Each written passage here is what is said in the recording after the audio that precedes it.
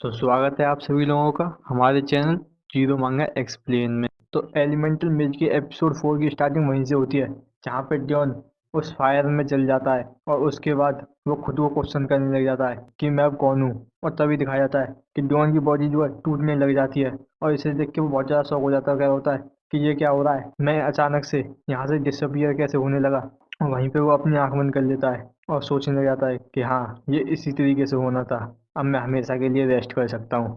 तभी दिखाया जाता है कुछ स्पिरिट्स को जो कि ड्योन को बचाने के लिए उसके पास आने लगती हैं, और दिखाया जाता है कि अचानक से जो ड्योन की बॉडी हवा में गायब हो रही होती है वो दोबारा से रीजनरेट करने लग जाती है। और इसे देख के ड्योन खुद भी शॉक हो जाता है और कह रहा होता है क्या क्या ये मेरी बॉडी दोबारा से रीजनरेट कर रही है। और दिखाया जाता है कि वहाँ हवा में ड्योन की बॉडी दोबारा से बनने लग जाती है, और दिखाया जाता है उसी वाटर स्पिरिट को जो कि ड्योन के पास आ जाती है और वो ड्योन को खुश होते हुए बताती है कि मेरा नाम यूजिन है और तुम ड्योन हो। और ड्योन इस चीज़ को देख के थोड़ा शौक होता है, क्या होता है कि हाँ सही कहा, क्या अब हम बात कर सकते हैं यूडिन। जबकि यूडिन ने कहती है हाँ, कॉन्टैक्ट के हिसाब से अब हम एक हो चुके हैं जो कि एक ही सोल को अलग अलग भागों में यूज़ करते हैं। और तभी दिखाया जाता है कि वहाँ से बहुत ज़्यादा रोशनी निकलने लग जाती है, और दिखाया जाता है ड्योन को जो कि अपनी कॉन्शियसनेस दोबारा से रिगेन कर लेता है, और जबकि वो अपने घर के आगे पड़ा हुआ होता है। और जैसे ही वो आँख खोल के वहाँ बैठता है तो वो पसीने में लथपथ हो जाता है और अपने मुंह पर हाथ रखते हुए कह रहा होता है कि मैं इस तरीके से दोबारा से नहीं करना चाहता। मैंने बस उस कॉन्ट्रैक्ट ऑर्डर को क्यूरियोसिटी में बोल दिया था, मगर मैं इस पर विश्वास नहीं कर सकता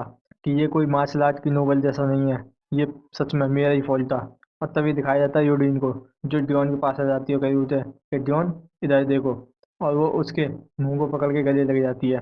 और जब भी ड्योन कहता है कि यूडीन, और वो सोचने लग जाता है कि ये क्या सच में कॉन्टैक्ट वर्क कर गया, कि अब मैं सच में इन स्पिरिट की बात सुन सकता हूँ आसानी से।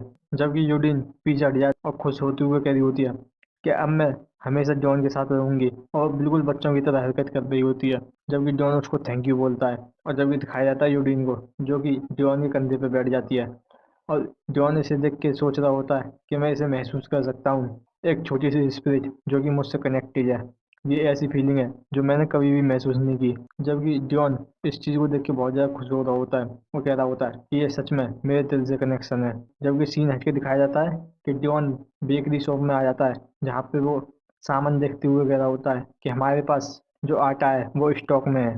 और जबकि दिखाया जाता है यूडीन को जो कि उसके कंधे पर ही होती है, और जबकि जॉन उसका पर्चा बना रहा होता है। और वो वहाँ से जाने लग जाता है, कह रहा होता है कि चलो मुझे अंदर जाके कुछ खा लेना चाहिए।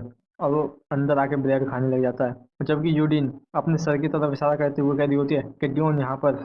जबकि ड्योन उसके सर पे पैट करने लग जाता है, जिससे यूडीन खुश हो रही होती है। और जबकि वो हमें बताता है कि यूडीन को हमेशा अपने सर पे पैट करवाना अच्छा लगता है। और जबकि ड्योन यूडीन से क्वेश्चन पूछता है कि यूडीन, मेरे पास एक क्वेश्चन है, क्योंकि तुम एक स्पिरिट हो तो मैंने तुम्हें कभी खाते हुए नहीं देखा है, क्या तुम कुछ खाती हो?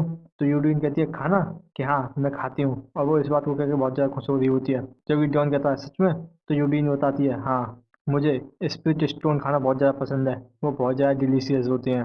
जबकि जॉन सोचते हुए कह रहा होता है कि हाँ, ऐसा कुछ बुक में लिखा हुआ तो था और मैंने पढ़ा था कि ये बहुत ज़्यादा एक्सपेंसिव होती हैं।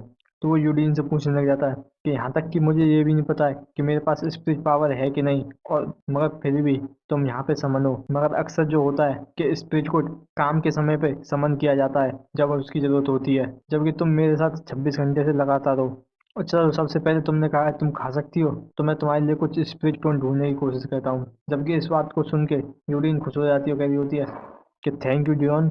और सीन कट के दिखाया जाता है कुछ टाइम बाद का सीन, जहाँ पे बेकरी ओनर डियोन को थैंक यू बोल रहा होता है और उसको हॉलीडे के लिए कांग्रेस करता है।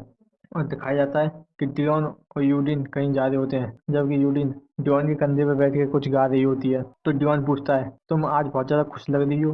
तो यूडिन बताती है हाँ। और तभी डियोन सोचने लग जाता है कि शायद से मैं एक विज़ार्ड की शॉप पे स्पिरिट स्टोन पा सकता हूँ, मगर मुझे नहीं पता है कि वो कितने महंगे होंगे। और अभी मेरी फाइनेंशियल सिचुएशन जो है वो बिल्कुल भी अच्छी नहीं है, क्योंकि मैं अक्सर किताब खरीदने के लिए जाता हूँ जो कि हमेशा ही महंगी होती हैं। और जो नेक्स्ट पार्ट था इंट्रोडक्शनरी कोर्स का, वो 4 गोल्ड है, जो कि मेरे बेकरी के पेमेंट से बिल्कुल नहीं हो सकता। तो इसलिए मुझे लगता है कि मुझे कुछ और मेथड भी ढूंढना होगा जिससे मैं पैसे कमा सकूं, कि हमेशा ही कोई ना कोई अल्टरनेटिव जरूर होता है। और दिखाया जाता है कुछ देर बाद का सीन, जहाँ पे यूडीन के हाथ में एक वाटर की बोतल होती है। तो यूडीन डियोन से पूछती है कि डियोन, ये क्या है, क्या इसमें वाटर है? तो डियॉन बताता है हाँ तुमने सही कहा। क्या तुम इससे कुछ कर सकती हो? तो यूडीन बताती है हाँ कि मैं इससे कुछ कर सकती हूँ। और तभी वो अपनी पावर का यूज करने लग जाती है, जिससे उस बोतल का ढक्कन हट जाता है और जो बोतल होता है वो हवा में जाने लग जाता है। इसे देख के जॉन खुश हो रहा होता है, वो कह रहा होता है ये बहुत ज्यादा अमेजिंग है। और जबकि यूडीन उस वाटर को अपनी पावर से कंट्रोल करने लग जाती है, जबकि इसे देख के जॉन सोच रहा होता है कि ये नॉर्मल वाटर से बिल्कुल अलग दिख रहा है। तो वो यूडीन से कहता है तो मुझे नहीं लगता है अगर इस स्पीड से ये वाटर मुझको हिट करेगा तो ये मुझे हर्ट भी कर सकता है। और मन में सोचता है कि मुझे माफ करना यूडीन, मगर तुम सच में किसी काम की नहीं हो। और तभी दिखाया जाता है कुछ दिन बाद का सीन, जहाँ पे जॉन एक तरीका ढूंढ लेता है जिससे वो किसी अपोनेंट को आसानी से हर्ट कर सकता है। और दिखाया जाता है कि यूडीन अपनी पावर से कुछ कॉकरोच को उस पानी के अंदर कैद कर लेती है, जबकि जॉन हमें बताता है कि इसी टाइम पे उसने अपने डैगर को थ्रो करने वाली स्किल को बीच में कभी बंद नहीं किया। और सीन करके दिखाई देता है जॉन, जहाँ पे वो एक बिल्डिंग पर से उस कैपिटल को देख रहा होता है और हमें बताता है कि उसने यहाँ पे बहुत सारी इंफॉर्मेशन कलेक्ट की है। और वो एक मैप खोल देता है और दिखाया जाता है यूडीन को, जो कि इसे देख के कुछ समझ में नहीं आ रहा होता। तो जॉन कहता है कि सच में हॉल्टन जो है बहुत बड़ा है और मुझे नहीं पता था कि ये कैपिटल इतना बड़ा है। और मैंने यहाँ पे बहुत सारी इंफॉर्मेशन कलेक्ट की है विजार्ड के बारे में, बिल्कुल एक फैंटेसी नोवेल की तरह। और मैंने इसी समय ऑरा मास्टर और प्रीस्ट के बारे में भी स्टडी की। और जब भी दिखाया जाता है जॉन को, जो एक परिचय में कुछ चीज़ देखते हुए कह रहा होता है कि मुझे लगता है कि मुझे और भी टेरिटरीज के बारे में स्टडी करनी होगी, और ऐसा इसलिए क्योंकि मैं यहाँ से छोड़ के कभी भी जा सकता हूँ। और दिखाया जाता है जॉन को जो कहीं जा रहा होता है, और दिखाया जाता है 3 मर्सनरी को, जो कि जॉन को देखते हुए कह रहे होते हैं कि ऐसा लगता है कि आज यहाँ पे कोई नया फेस है। और जबकि जॉन इसे देखते हुए सोच रहा होता है कि ये जगह बहुत ज़्यादा डरावनी है, ये बिल्कुल पिछड़ा इलाका है, बिल्कुल स्लम्स की तरह। जबकि दिखाया जाता है यूडीन को, जो कि इसे देखते हुए कह रही होती है कि मैं यहाँ पे पहली बार आई हूँ। और जॉन कहता है कि अगर मैप के हिसाब से देखा जाए तो वो यहीं पे होना चाहिए। मैं ये बिलीव नहीं कर सकता कि एक मर्सनरी की गिल्ड ऐसी जगह पर भी है। और तभी वो किसी से पूछता है कि मर्सनरी गिल्ड कहाँ पे है। और तभी कुछ आवाज़ सुनाई देती है उसे, और दिखाया जाता है कुछ लोगों को जो बात कर रहे होते हैं कि हाँ ये सच में फाइट है। कि ऐसा लगता है कि दोबारा से मर्सनरी के बीच में फाइट रही है।